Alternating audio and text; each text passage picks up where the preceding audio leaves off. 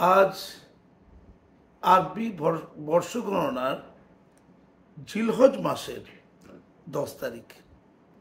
আজ ঈদুল জোহা, কেউ কেউ বলেন বকরি ঈদ, ঈদুল আধা অথবা কোরবানির ঈদ বা ঈদুল আজহা যাকে বলে, একাধিক নামে পরিচিত। আজ সেই দিন। আজ 7ই জুন 2025। কোরবানির ঈদ, মূলত কোরবানি। কুরবান শব্দটি হচ্ছে আরবি শব্দ। সেই কুরবান শব্দ থেকে উর্দুতে কুরবানি শব্দটি এসেছে। পশু বলি, কোরবানি আসলে ত্যাগ। আমি নতুন ইউটিউব চ্যানেল খুলেছি, কাজী মাসুম আক্তার ভয়েস। লক্ষ্য কিছু কথা, মনের কথা বলা। আজকের এই বিশেষ দিনে আমার যারা বন্ধু, তাদের কাছে ঈদের জোয়ারে দু একটা কথা বলবো। আগে খবরের কাগজে খুব লিখতাম, বিশেষ করে বর্তমান খবরের কাগজে 10 বছর ধরে ধর্ম নিয়ে ঈদের জোয়ানি করে প্রতি বছরই লিখেছি, বিশেষ নিবন্ধে বেরোতো। এখন লেখালেখি আর করি না। আমার দেখতে খারাপ লাগছিল যে ঈদের জোয়াটা কি, বকরি ঈদটা কি, কোরবানির ঈদটা কি, খুব বেশি লোক জানে না। যারা অন্য ধর্মাবলম্বী তারা তো জানেই না অনেকে। মুসলমানদের মধ্যে যারা ধর্মটা পালন করছে তারাও অনেকে জানে না। তাই একটু বলার একটু চেষ্টা মাত্র আর কি।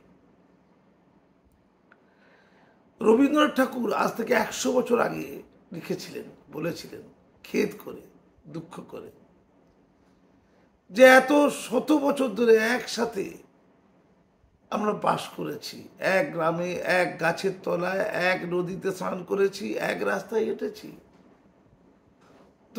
তবুও আমরা একে অপরকে ঠিক মতো চিনতে পারলাম না, জানতে পারলাম না।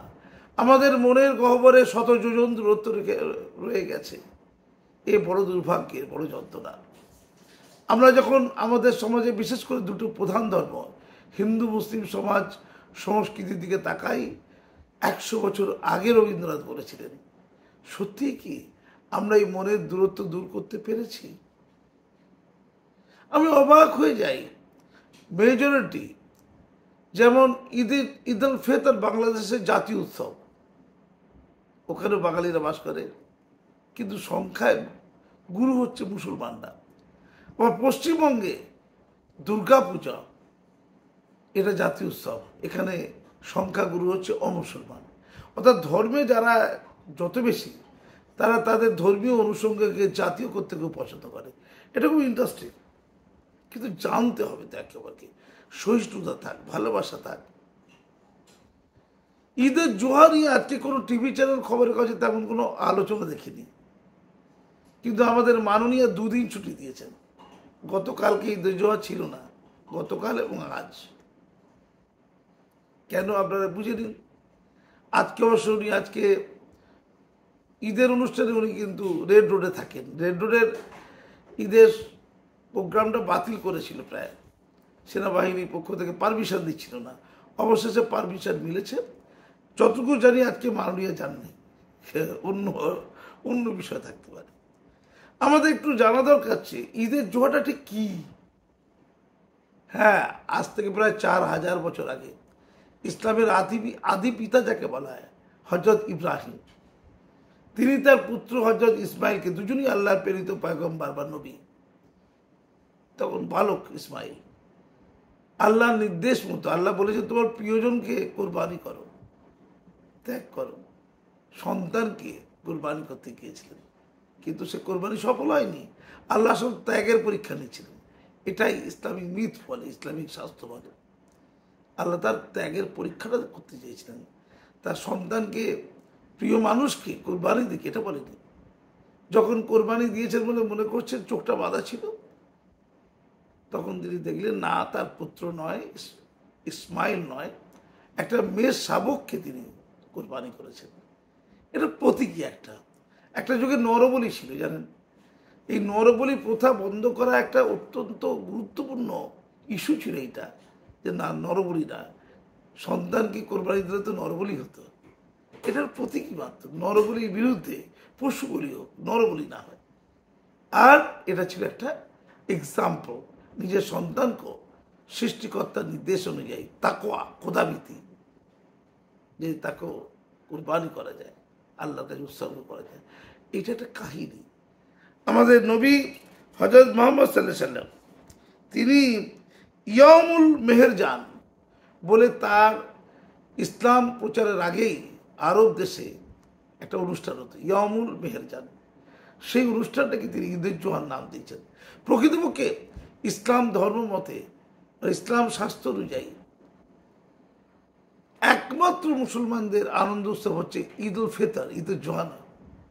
ঈদের জোয়া হচ্ছে বলিদান করা, আত্মবলিদান করা, ত্যাগ করা। ত্যাগটা তো স্যাক্রিফাইস, হ্যাঁ স্যাক্রিফাইস আনন্দ থাকতে পারে, কিন্তু ঈদ উল ফিতর হচ্ছে যারা 30 দিন ধরে নির্জলা উপবাস করলো, রোজা রাখলো, শুধুমাত্র সেই রোজাদারদের আনন্দ করার জন্য ঈদ উল ফিতর।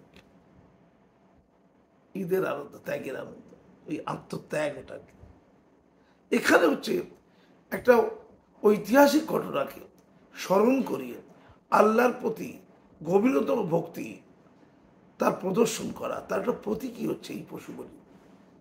কিন্তু দুর্ভাগ্যের বিষয়,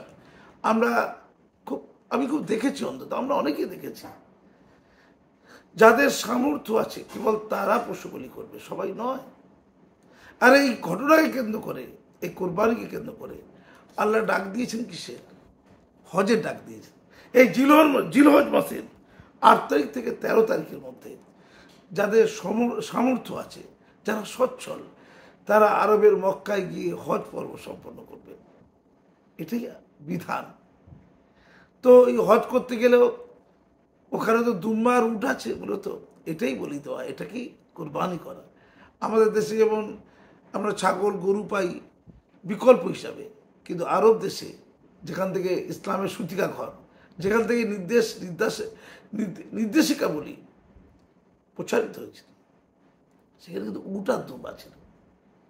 কোথাও গরুর কথা বলা নেই বা ছাগলের কথা সেভাবে বলা নেই, চতুষ্পদ প্রাণীর কথা বলা আছে, এবং এটাকে নিষেধ বলা হয়নি। এটা খুব ঠান্ডা মাথায় বুঝতে হবে।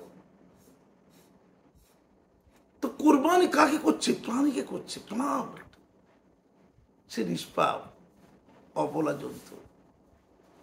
আমরা যারা প্রাণী হত্যার বিরুদ্ধে, তাদের ভালো লাগবে না। আমাদের জৈন ধর্ম জানি পোকামাকড় পর্যন্ত মারা যাবে না। বৌদ্ধ ধর্মেও তো রয়েছে প্রাণী বধের বিরুদ্ধেই একটা সময় খ্রিস্টপূর্ব 6ষ্ঠ শতকে যে প্রতিবাদী আন্দোলন হয়েছিল, প্রোটেস্ট মুভমেন্ট ইন ইন্ডিয়া, যে প্রতিবাদী আন্দোলনের পরিপ্রেক্ষিতে জৈন ধর্ম ও বৌদ্ধ ধর্মের মধ্যে একাধিক ধর্ম সৃষ্টি হয়েছিল, আজীবিক ধর্মগুলো সৃষ্টি হয়েছিল, বিশেষ করে বৌদ্ধ ধর্ম এবং জৈন ধর্ম। এই ধর্ম সৃষ্টি হওয়ার পেছনে একটা অন্যতম কারণ ছিল পশু হত্যা বিরোধী আওয়াজ, বিশেষ করে গোহত্যা বিরোধী আওয়াজ। হ্যাঁ, এটা ছিল অন্যতম একটা কারণ। গরু হত্যা করলে সমাজের অত্যন্ত গুরুত্বপূর্ণ একটা প্রাণী, অত্যন্ত সমাজ সেবামূলক, সমাজকে দান করামূলক প্রাণী, যারা সবটা দিয়ে যায়, বিনিময়ে কিছু পায় না, এমন একটা প্রাণী, অত্যন্ত সম্পদশালী একটা প্রাণী গরু, গোধন। এটা ছিল একটা কারণ। আমি ওই জায়গাটা আসছি না, আমি যে কোনো প্রাণীর কথা বলছি। আমরা কোরবানি করছি, আমরা হিন্দু ধর্মও দেখেছি, সেখানেও পশু বলির কথা আছে। আমার নিজের খুব কষ্ট লাগে একটু আর কি। আমি মুরগিকে কাটলেও সহ্য করতে পারি না, কেমন লাগে। মাছ কাটলে, জীবন্ত মাছ কাটলেও কষ্ট লাগে, কিন্তু মেনে নিতে হয়। আমরা যারা আমিষ ভোগী, আমরা তো এসব অস্বীকার করতে পারি না, মেনে নিতে হয় অনেক কিছু জীবনে। কিন্তু ইসলাম কি এইভাবে বলি দিতে বলেছে যেভাবে বলি দেওয়া হয়? এই বলি দেওয়ার একটা অর্থনৈতিক ব্যাকগ্রাউন্ড আছে। যে প্রাণীকে বলি দেওয়া হচ্ছে তার মাংসের 3 ভাগ করা হয়। 1 ভাগ গরিব দুঃখীদের দান করতে হবে, 1 ভাগ আত্মীয় স্বজন বন্ধু বান্ধব, আর 1 ভাগ নিজের বাড়িতে রাখতে পারে। এইভাবে বিলিবণ্ড করা হয়েছে। অর্থাৎ যারা সারা বছর ধরে ঠিকমতো মাংস পায় না, গরিব অংশের মানুষ, পিছিয়ে পড়া অংশের মানুষ, তাদেরকে দান করা, তাদের মাংস দেওয়াও একটা উল্লেখযোগ্য লক্ষ্য এই কোরবানির। কিন্তু আমরা কি দেখছি, কোরবানি হচ্ছে কেবলমাত্র, হজও কেবলমাত্র সচ্ছল মুসলমানদের জন্য, যাদের অতিরিক্ত অর্থ আছে, বাড়তি অর্থ আছে, তাদের, আর কারো না। সব মুসলমানদের জন্য হজ বাধ্যতামূলক নয়। যারা মনে করে হজ করার জন্য অর্থ সরকারি সাহায্য নেবে, তাদের হজ জায়েজ হবে না, অর্থাৎ গ্র্যান্টেড হবে না ইসলাম নিয়ম অনুযায়ী। হজ হচ্ছে সম্পূর্ণ নিজের অর্থে, নিজের অর্থ সামর্থ্য থাকলে, অথবা নিজে তার পিতাকে পাঠাতে পারে, সন্তান যদি সচ্ছল হয়ে থাকে পিতা মাতাকে পাঠাতে পারে, কিন্তু অন্য লোকের টাকা হজ হতে পারে না। কিন্তু আমরা দেখি আন্দোলন হচ্ছে চারিদিকে, দেখতে পাই সরকার আরো ব্যয় করুক, আরো ব্যয় করুক, সরকার টাকা হজ হবে কেন? সরকারের টাকা তো জনগণের ট্যাক্সের টাকা। আমরা যেমন ওই দীঘাতে জগন্নাথ কালচারাল ধাম আর কি, আমরা যখন প্রতিবাদ করছি যে কেন জনগণের ট্যাক্সের টাকা ধর্মচর্চা সংবিধানে নেই, ঠিক তেমনই, এবং ইসলামের সংবিধান যেটা, সেখানে সাবসিডি দেওয়া, বিশেষ সুযোগ দেওয়া না, ওই অর্থ গরিব দুঃখীদের জন্য ব্যয় হওয়া উচিত, সচ্ছলদের জন্য না। আর আমি দেখছি কম্পিটিশন চলছে, দেখুন দাঁড়িয়ে। আমি একসময় বেটিয়ে ছিলাম চাকরিগত কারণে, যেখানে আমাকে রক্তাক্ত করা হয়েছিল একটা সময় জাতীয় সঙ্গীত গাওয়ানোর জন্য। আমি দেখেছি যে গরু, যে প্রাণী বা ছাগল, চতুষ্পদ প্রাণী, তাদের উপর কি টর্চার হচ্ছে, কি মারধর করা হচ্ছে, হুল্লোড় করা হচ্ছে। বলা হয়েছে যে কোরবানি দিচ্ছে সে তার সন্তান সমজ্ঞান করে তাকে এত ভালোবাসবে, এত ভক্তি করবে, তার প্রতি ওই প্রাণীকে লালন পালন করার এত চেষ্টা থাকবে যেন এক অপত্য স্নেহ বোধ করতে পারে। অপত্য স্নেহ, ভক্তি, আমরা কি তাই দেখি? বলা হয়েছে নখ কাটা যাবে না, চুল কাটা যাবে না, যারা কোরবানি দিচ্ছে কোরবানি দাতা যিনি, আমরা কি মানি? আমরা অর্থের অহংকার করছি। আমরা অনেক সময়, আমি মেটিয়ে বুঝে দেখেছি, মানে হুল্লোড় হচ্ছে, আনন্দ হচ্ছে, মারধর করা হচ্ছে প্রাণীটাকে, নির্বিচার হত্যা করে যায়। একটা তো মানে কাঁদছে, আমি আজকেও দেখেছি কাঁদছে। চতুষ্পদ প্রাণীটা যখন পাশে কোরবানি করা হচ্ছে, রক্ত তার দেখে কাঁদছে। ভাবা উচিত, ওটার পাপ, মায়া করতে হবে। আল্লাহ তো ওটা বলেছিল তাকওয়া, খোদাবৃত্তি, মানে তোমার ভেতরে যে প্রাণীটার প্রতি অপত্য স্নেহ আছে, ভক্তি আছে, তাকে যখন তুমি কোরবানি করছো, আল্লাহর নামে করছো ঠিক কথা, তার প্রতি মায়া দয়া থাকবে না? যদি তোমার মায়া দয়া উদ্বেগ না হয়, কোরবানি ব্যর্থ। কিন্তু কজন আর মেনে চলছে, মাংস খাচ্ছে, শুধু আনন্দ হচ্ছে না, আনন্দের নয় এটা। আমি দেখেছি এটা অর্থের প্রতিযোগিতা, গ্রামাঞ্চলে দেখেছি। অন্যান্য বাবা মাকে দেখে না, নিজের বাবা মাকে দেখে না। নিজের বাবা মাকে দেখা সবচেয়ে আগে মানবতা, ভারতীয় সংবিধান এবং ধর্মীয় রীতিতে, ইসলামিক ধর্মীয় রীতিতে আরো বেশি করে করলে কঠিনতম কাজ ওটা, অত্যন্ত বাধ্যতামূলক, যাকে ফরজ বলা হয়। পাশের প্রতিবেশীকে দেখা, আর্তপীড়িতকে দেখা, ওটা নয়। কে কত দামি পশু কিনতে পারবে? মেটে বইয়ে দেখেছিলাম একটা জায়গা ছিল, একটা